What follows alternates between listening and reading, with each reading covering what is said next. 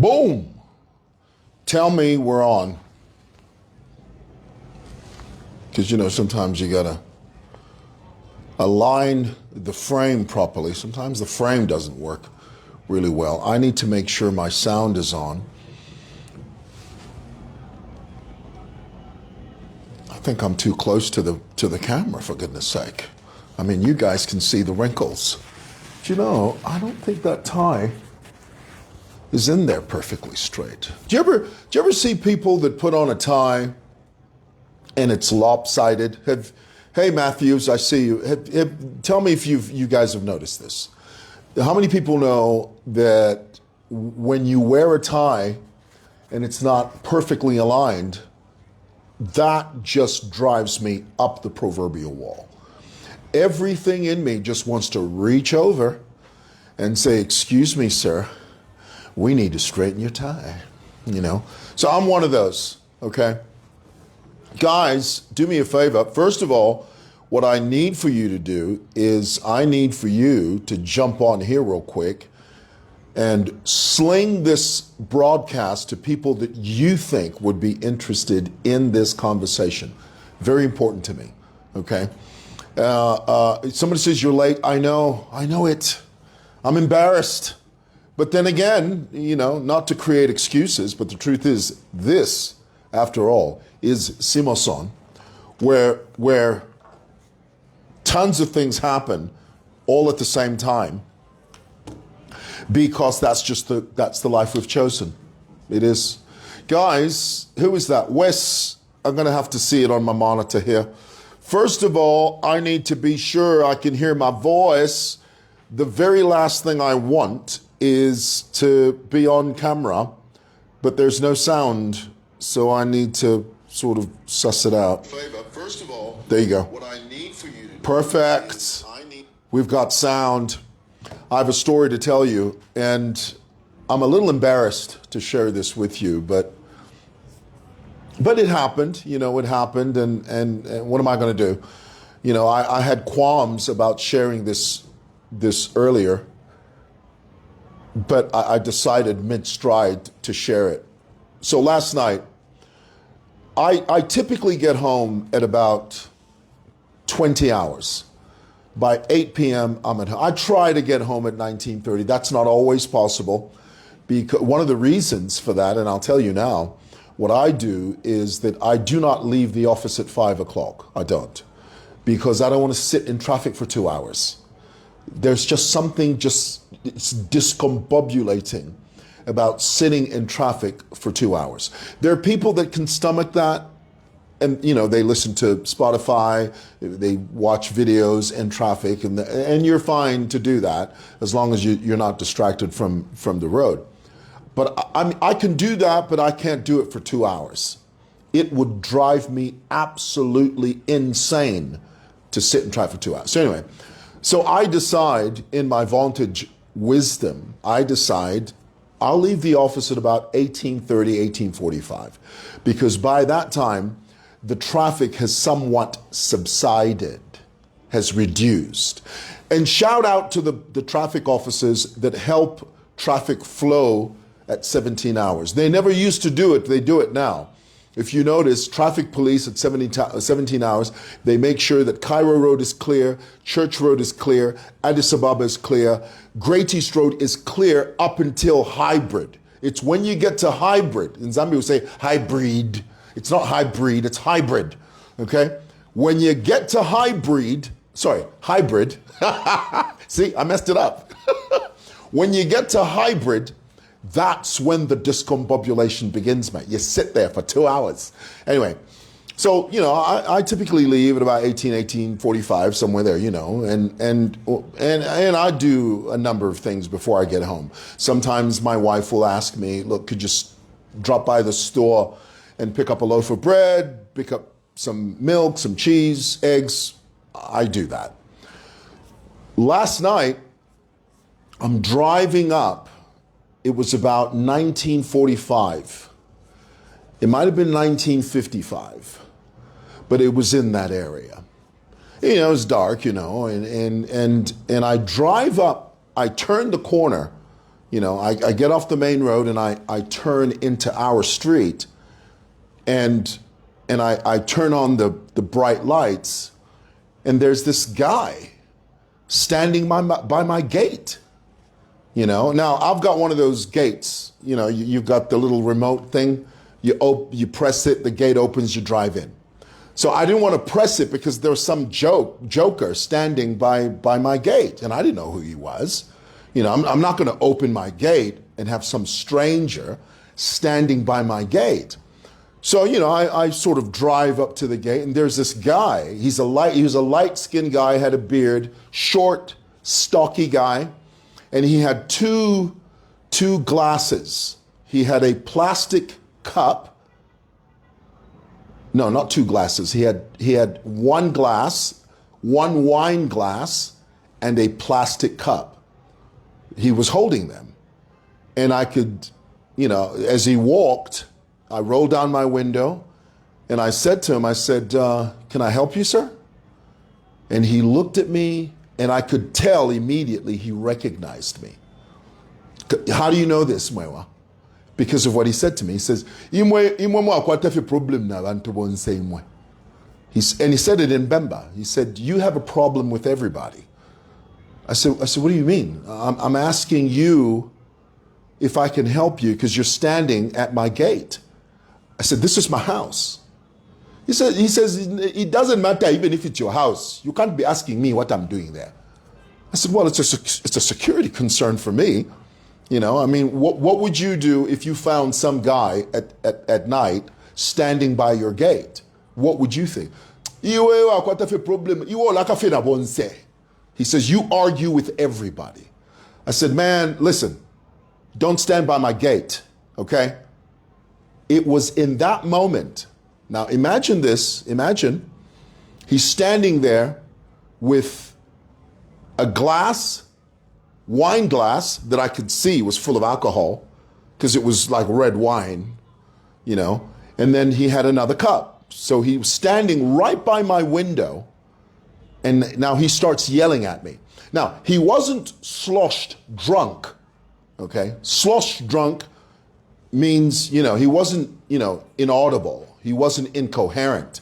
He was speaking very clearly, but I could tell he was tipsy. He was a bit tipsy, but he wasn't sloshed drunk.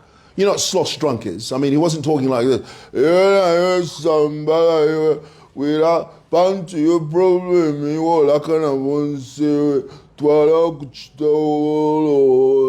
he didn't talk like that. He was very clear, but he was tipsy. Standing right by my window, he says to me, in Bemba, I'll say this in English, but the whole time he was speaking to me in Bemba. A light-skinned guy. In fact, I would say he was a colored guy. Colored guy, light-skinned, with a beard, short, stocky. Stocky means kepi, but he's got a bit of girth to him, He's not a skinny guy, is what I'm trying to tell you. So he's standing there, and he starts yelling at me. He starts saying, you just have a problem with everybody. The people over there at that market, you give them hell. He says to me, and this is when I knew I was in trouble.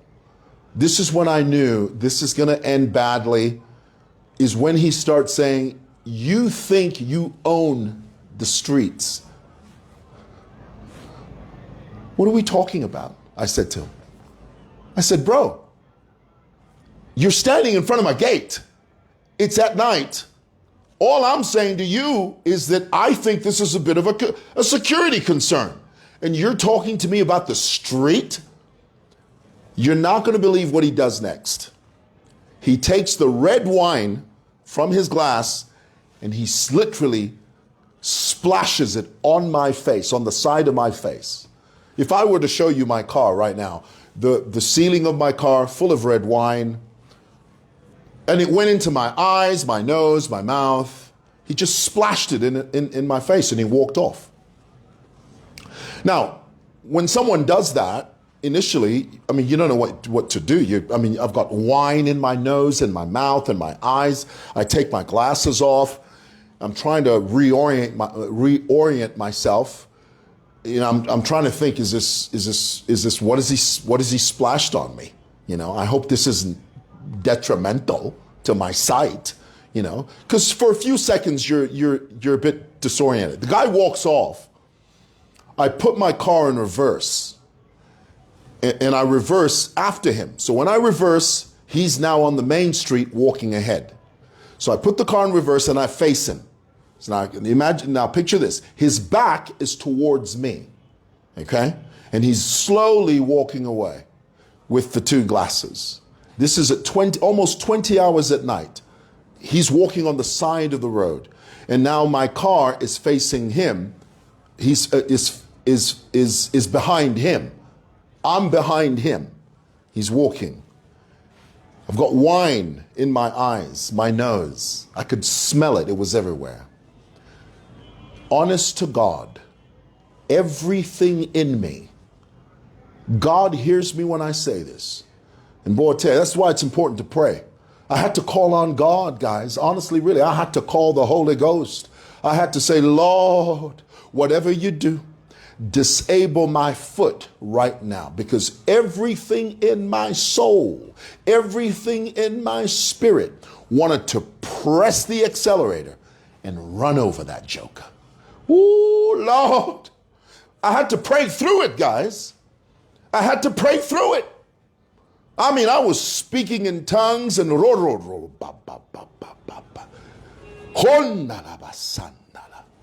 koshikot handa salabatandala.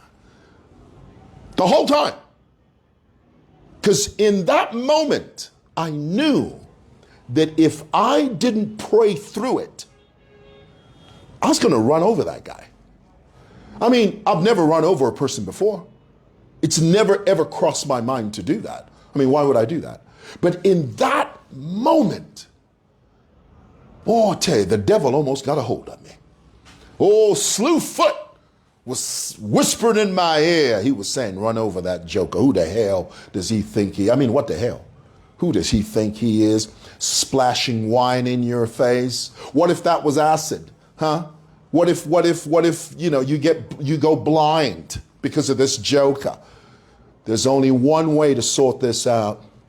Press the accelerator, run into him, break a leg or two or something, so that he knows that you're boss.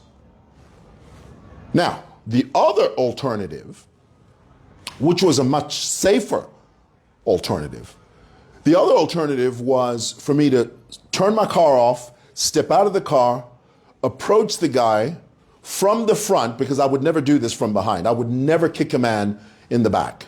I wasn't taught that way. Okay, when I was a student, many of you know that I studied the ancient art of, the quarter blood technique. And what that calls for is for you to face your opponent. Never take your eyes off your opponent. We were taught this. So my second option was to get out of the car, stand in front of them, and just tell him, you out, sucker. Boy, I tell you what, you done barked up the wrong tree. Literally, I was going to stand in front of him and just, but I decided in that moment, if I did that, there would be two hits. I would hit him, he would hit the ground, fall into the ditch, fracture his skull. There'd be blood everywhere. I mean, that whole thing would be a crime scene. And then the cops would be knocking on my door, mate. I didn't want to deal with that. So in that moment, I just said, I'm not doing any of that. I'm not going to run over this guy. I'm not going to perform the quarter blood technique. No, sir, not tonight. I said, the devil is a liar. I'm not going to put my life at risk for somebody else just because he splashed wine in my face. But I did go to the police. Let's be clear. Because, when these things, I mean, it's a form of assault when someone does that to you. That's assault. So I go to Simon One, Sakapuepa police station. The police officers there were just fantastic. So I reported the matter and I asked the police, I said, is it possible for you and I to just drive around the neighborhood and look for this joker?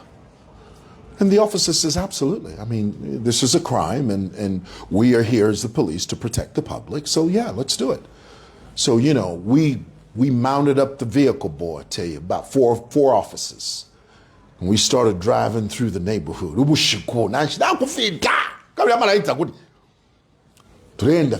And in my heart, I was just saying to myself, because the officers there, the first thing I'm going to do,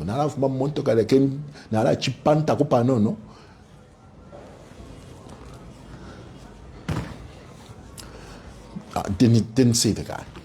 We drove around for like 20 minutes. And the officers looked at me and said, Mr. Mwewa, I don't think we're ever going to find this guy. What do you say we call it a night? And what do you say we just report the issue?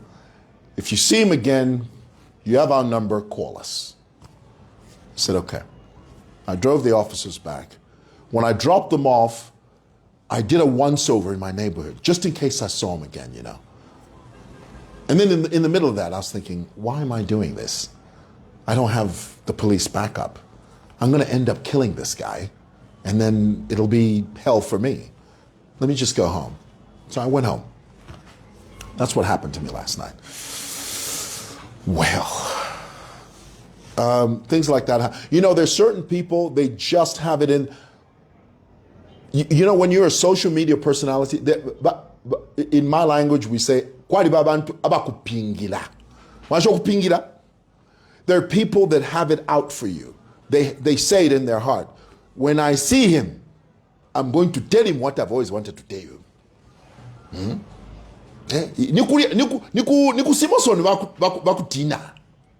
That's what he was saying to me. I was like, bro, you're standing in front of my gate. There's no Simoson here. Anyway, he'll get his comeuppance. But when I woke up this morning, I said to myself, I said, Lord, thank you. Thank you for temperance. Hello. Thank you for just holding me back. Because honestly, really, I was going to run over that guy. And that's the reason why there's a word, crimes of passion. A crime of passion doesn't just mean you kill someone you love. A crime of passion could mean in that moment of rage, you do something dumb. And then before you know it, you think, oh my, what have I done?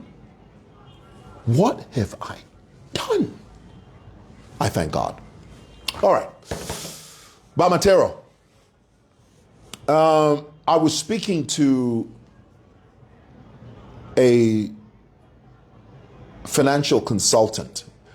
You guys know him. He's been on my page several times. He's an authority when it comes to anything financial. Very trusted gentleman by the name of Shadrach Lusambo. He's even written a book about debt and financial management. You should get that book. So he called me up and he said, you know, I noticed you did a live broadcast yesterday about Matero's page. Can I tell you that the truth is nobody reported Matero's page. There are several things that contributed to Matero's page being pulled down. And so he proceeded to tell me that, you see, on Facebook, and I mentioned to him, I said, you know, after him telling me this, I said to him, this is the reason it's important for Facebook content, TikTok creators, YouTube creators in Zambia. We should have a convention. We should have some type of annual convention that deals with this topic on how to manage our Facebook pages, our social media content. Shadrach Lusambo pointed out to me quite clearly, he said, well, Matero, he has got it wrong. Nobody reported his page. The issue there was, number one, his style of content is that he plays music in the background of his content. You know, Matero does not speak. Typically, he doesn't speak. He's like a Mr. Bean, our version of Mr. Bean. But his videos contain copyrighted music. It's not copywritten, it's copyrighted. Okay, get it right. His videos, number one, they contain copyrighted music. That is against the community guidelines of Facebook. If you're going to post background music, especially if your video is viral, the algorithm recognizes that as you breaking community guidelines. The algorithm is not biased. It's not. It doesn't have a grudge against you. It's an AI response to your content. Do you understand that? So the algorithm picks up that you are distributing content against the backdrop of someone else's music, and there's no caption that says you own no rights to this music. There's no disclaimer. There's no clarity. You just post the music, number one. Number two, the nature of Matero's content is oftentimes not described as humor, a skit, content. The algorithm sort of surmises that Matero's content is teaching young people how to steal, how to be dishonest, that's what it recognizes. If you don't clarify your content, if you don't caption your content, if you don't describe the nature of your content and say, this is art imitating life. It is not life imitating art. You have to be very specific. Otherwise, the algorithm will think that you are trying to corrupt young people's minds into thinking that stealing and robbing and doing this and that is your forte. That's your type of content. And the algorithm thinks you're trying to teach young people how to steal. Now, you remember, and this is very important for you to understand, you remember when matero first came on the scene, and I briefly alluded to this yesterday, and I'll say it again now. You remember in the beginning when matero first came on the scene, he would literally walk into a shop, let's say for instance ShopRite or Pick and Pay, just as an example. He would walk into a shop, go to the biscuit section, open a packet of biscuits, and he would eat the biscuits, and then he would sort of walk out, giving off the impression that he has stolen those biscuits. And on a couple of occasions, you remember, he was arrested. It became a police case. It took matero, he went through great pains to explain that no, I'm not actually stealing. This is just my brand of content. You remember Miles Sampa even made reference to matero and said, at first I didn't understand what he was doing. But after watching his content, it became apparent that this was parody. In English, they call it parody. It's like a skit. It's just, it's for entertainment purposes. The algorithm doesn't always think that way. The algorithm doesn't always see it that way. It simply interprets what it is seeing. Do you understand? The AI is responding to your content. So it's very important as content creators to define our style of content. It's important to describe in great detail, this is entertainment. This is a skit. This is a gag. This is not real. If you use other people's music, you need to credit, or you need to you need to say, this is not my work. The algorithm disdains anyone that tries to take credit for someone else's work. You can't just use people's music. And matero has used many different types of music, local music, international music, as a backdrop. To you and I, we just laugh. It's funny, because it is. I mean, it's hilarious. I mean, I love matero. I think he's hilarious. But the algorithm doesn't. The algorithm thinks you're a crook. The algorithm thinks you're taking credit where it doesn't belong. The algorithm thinks you're not giving credit to whom it belongs. So they shut you down. Now, here's the great thing about Facebook, is that you can reach out to Meta South Africa, and they can guide you on how to retrieve your page. Not all is lost. With a following like 1.5 million people, that is huge. To lose 1.5 million people, because essentially that is a revenue stream that is literally gone. And I said this yesterday, and I'll say it again. These pages that we run on social media, they literally provide us with a livelihood. I mean, they do. It is incredible how much money we could potentially make, and we do make, as a content creator community from these pages. And the currency is a huge audience. That is our collateral. That is that's our leverage, is our audience. The moment you take away the audience, you take away the money. A person who has 1.5 million followers is worth, monetarily, is worth much more than a person that has 60,000 followers on Facebook.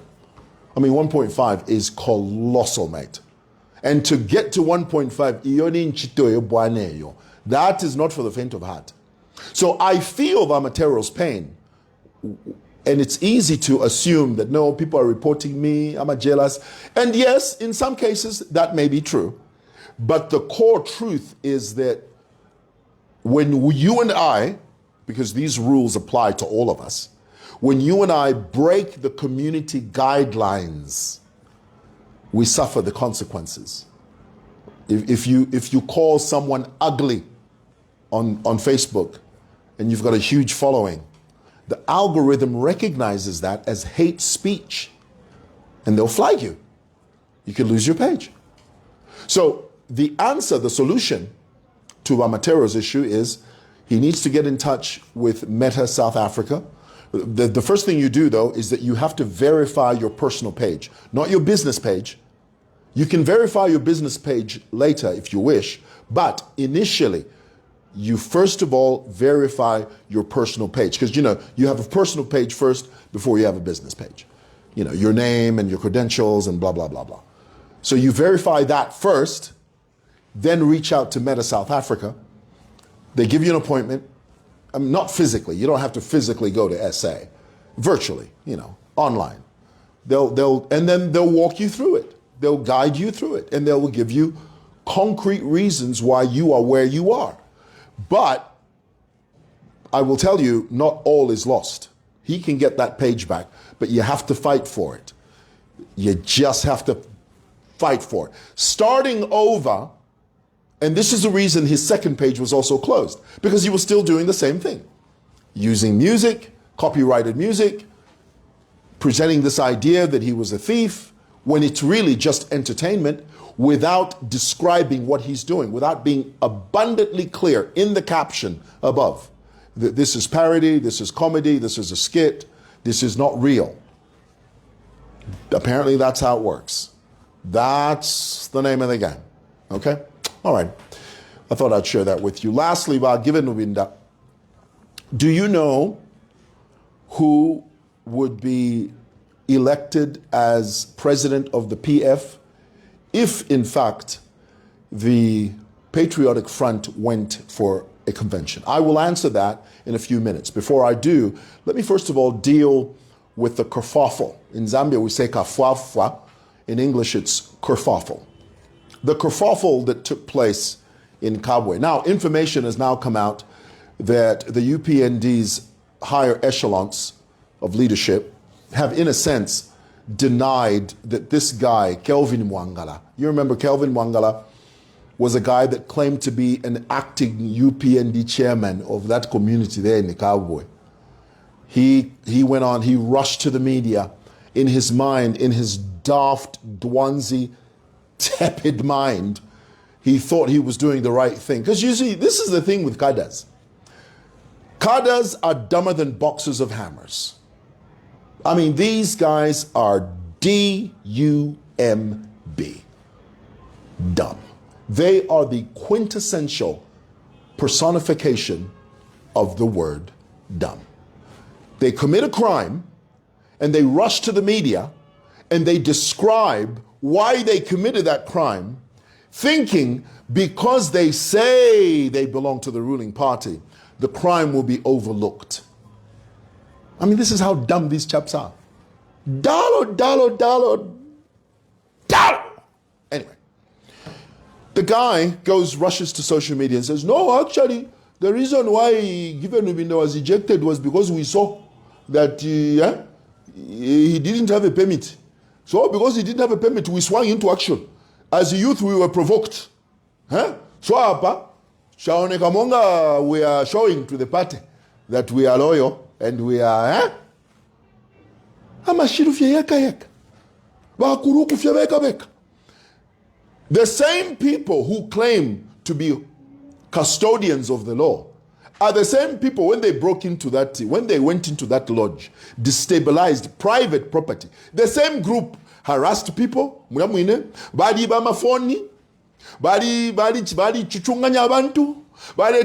same boys who are saying, no, if we are custodians of the law, and Given he did not have a permit. So because he didn't have a permit, we went there to show him kuti iwe, wabwera kuno wabweranso. Permit irikutiwe. Otherwise tizakuchita kuipa iwe, permit irikuti. And yet the same boys were harassing people. The same boys were stealing phones. Dalo. Mwefinangwa mwe. The same chap.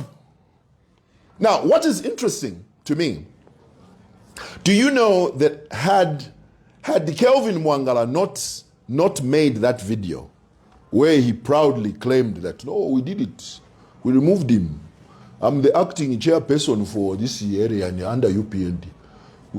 Had he not made that statement, do you know that the conspiracy theory of this being an inter-party affair would have gained traction?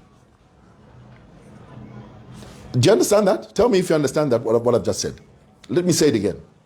Had Kelvin Mwangala kept quiet, had Kelvin Mwangala not appeared on social media, taking full responsibility for that barbaric act there at the lodge in Kabwe, had he not done that, do you know that the conspiracy theory of that attack on Given Lubinda being an inter-party conflict, sorry, not inter-party, an internal party conflict, that theory would have gained traction. It would have grown legs. But that chap dispelled it. He dispelled that theory by coming out on video and just saying, no, tunamutenga. We took him. Kaya anadi permit. That's how down these chaps are. So, now let me explain to you what Given Lubinda was doing there. And this is very important. This is juicy. Ooh, I can't wait to share this. You know how sometimes you know you've got a nugget that when you share it, people are going to go, oh, are you serious? Tell me more. And leave out nothing. That sounds so gossipy, though. That's giving gossip vibes. But that's fine. That's okay. It's all right. There's nothing wrong with gossiping every once in a while. Honestly, really. Let's drink to that. So here's the thing. Do you know why Given Lubinda was at that lodge? Tell me why do you know why he was there? Do you have any idea? I'll tell you.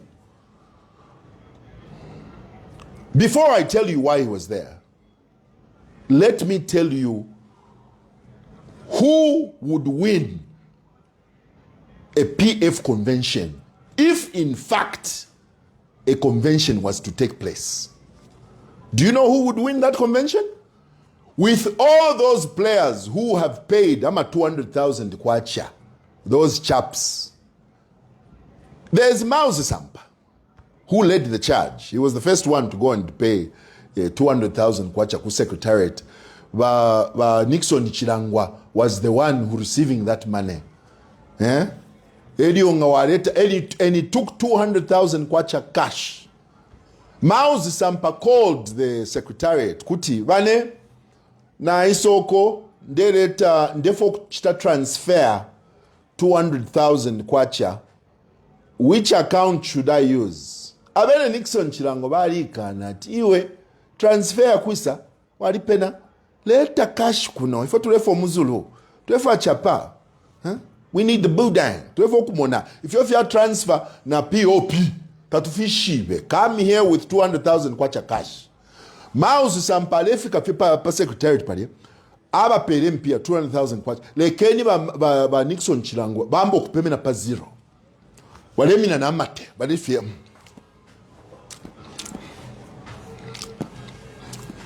lekeni nomba bashipende nombesho leti bashipenda diaba pusho kupenda Mouse assign ama documents yani Mouse alef mapofie the moment Mouse left there's Nixon Chilangwa pa phone iwe Mouse na leta kuno 200 pin no mangata wa send 15 minutes wala sanga pye na shipofie chance lekeni nomba ba PF basampe mpiyesho ali shisampa uyasenda ko yasenda hey we imani omwamba nao ayatwala ba GBM nao ayatwala Nixon aisa punda kunuma kuleti twali again wengana PF tabanga sha ni basikere mbali aba mambala bali those mambalers. Anyway, I digress. Do you know why Given Lubinda was in Kabwe? And before I tell you that, do you know who would win the PF convention if they were to hold a convention? Are you ready? Drum roll. The person that would win the PF convention right now as it stands, if indeed a convention were to be held, and I'll deal with that later. But the person that would win the PF convention, if the convention were to be held today, would be Given Lubinda. Given, yes. Do you know why? It's very simple.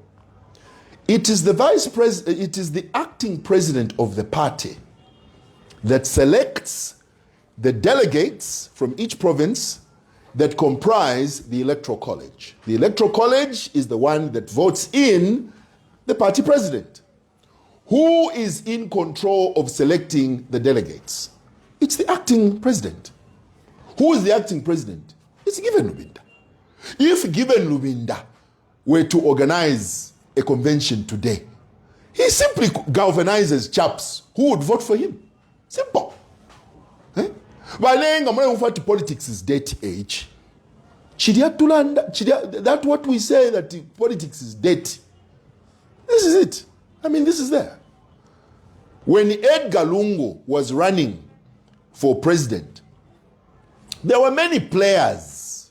Mao Zisampa was the one who was supposed to win the presidency. Why? Because Guy Scott at the time was the one pulling the reins. But it was because Edgar Lungu employed the services of these PF cadres, namely Kalimanshi and company. You remember, Abena, City Market, Intercity, PF, they're the ones who controlled who went to that convention. And they beat up anyone who tried to oppose Edgar Lungu.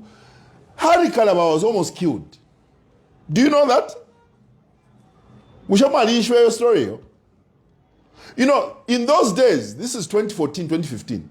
In those days, there was nothing like every person with a camera, with a phone. Now things have changed. Now everything you do is on. There are people. In those days, they didn't allow that. On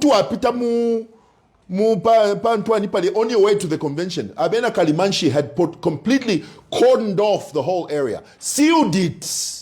They wanted to make sure that the sole candidate that would emerge victorious and triumphant was Edgar Lungu. Imingalato. Imingalato bane. You think ECL's ascent to the presidency was on a level playing field? It was led by gangsters. ECL owed his presidency to Innocent Kalimanshi and the company. Hari Kalaba was almost killed. But therefore, Mauzi Sampa was almost victimized. I mean, this is the way it is. This is what it is. So, to answer the question, who would win the PF convention if, all things being equal, if the PF actually went to a convention? It would be Given Lubinda. Given Lubinda is the one, he has the upper hand. He's the one who can select delegates. Delegates who comprise the electoral college, who go there and vote at the convention.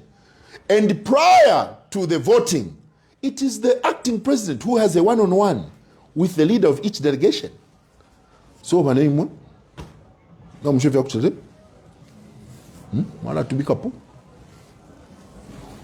just vote for us.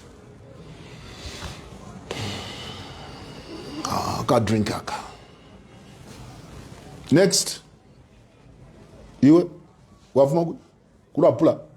okay. Now, today, you know what to do? All right. Akamutwaka. Mpakafe convention. They vote. You remember when Edgar Lungu was announced winner? Who opposed Edgar Lungu? There was no opposition. There was no opposing. Innocent Kalimanshi and his boys had beat and literally blocked off that whole area. Anyone who was even thinking of challenging Edgar Lungu. I remember Harry Kalava, there was an ambassador, I forget the ambassador. The ambassador to, I think he was an ambassador to Nigeria. I stand to be corrected. I think it was the ambassador. He was challenging Edgar Lungu. Harry Kalava called that man and said, if you are seen to be opposing Edgar Lungu, those PF cadres Kalimanshi taba kupanye bala kuipayo kokwinoko bala kukokota ne nshitayala shalako ine kuno na bampuma bushena abanchinta bwino choka kokowe ema politics ya Zambia. You remember when Edgar Lungu was announced as president? Is there anyone else in here who is going to challenge Edgar? Huh? No one. Okay, in that case, the sole candidate is Edgar Lungu. Oh, bossy. Ulali. Hey. Kawawawa. Whoa. That's how we lost the farm. Anyway, now the question is PF going to hold a convention? Before you answer that question, you must ask another question. Because there is a question, as we say in Zambia, we say question. There is a question before the question. The question before the question is, first of all, the question is PF going to hold a convention? But you can't answer that question without first asking another question. How are you going to hold a convention when Chabinga is the president of PF? I mean, how? If elections were to be held now, if tripartite elections were to be held today, whose name and face would appear on the ballot of the PF?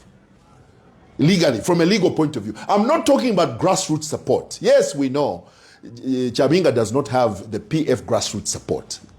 That is Mingalato. Chabinga does not have the support, the grassroots support of the PF. That one is a given, we know. Those are just mingalatos. But from a legal point of view, if elections were to be held today, whose face would be on the ballot? Would it be Given Lubinda? Wala. Would it be Emmanuel Mwamba? Wala bwana. Would it be Mauzi Sampa? Could it be? It would be Chabinga. Like him, love him, loathe him, or discard him. That is the chap that would be on that ballot box if elections were to be held today, in the now. But when you hear that politics is dead age, I mean, this is there. This is there. Zambian politics. It's not for the faint of heart. Let me just make one reference to Makebi Zulu. It is in the interest of Makebi Zulu to destabilize Given Lubinda. Makebi Zulu knows that left to his own devices, Given Lubinda would be the one nominated as PF party president, all things being equal. It is Given Lubinda that would be, not even Mundubile. Mundubile is nowhere near the presidency of the party. You know why? Mingalato. Mundubila is working in the background with the, say it's in the comments. In social media, but the truth is, that's the truth. The reason Mundubile cannot be elected as president of the PF party is because he's eating with the. So the PF grassroots, they know that. The only true legitimate candidate who can emerge triumphant is Given Lubinda, because he is the acting president of that party and he's the one who selects the delegates that comprise the electoral college that votes for the party president. Mulangana na politics ala kuti wapena basanga fela we anempangati ele kuionaya ngere kui napena chinji ma politics ever chilivane. That's how it is. Like it, leave it, love it, do whatever. It is the way that it is. This, my brothers and sisters, boys and girls, is the correct analysis of this situation. And if you don't look at it in that way, you'll be misled. Misled! I gotta go. I have been given an award tonight. I'm going to an award ceremony tonight. I'll bring that to you tonight. So, apanga na fumapano, indea kulondri mukupoke itoroshi, hai jacket is londad, no mbantwani itoroshi. Nali twala mailo ati yo mukese mailo, meaning relo. No manga takuri malaiti, na ala Afrika ati na isa mukupoke amatoroshi, baranje wati yo takwari ya malaiti mailo. Ngana ya kuwa award ceremony kulia, I'll go with itoroshi kwa block chiswa. Lekeni tu seva ne nomba. Twala seva na twala chisa seva next. All right, I'm gonna go. Love you guys. Bye.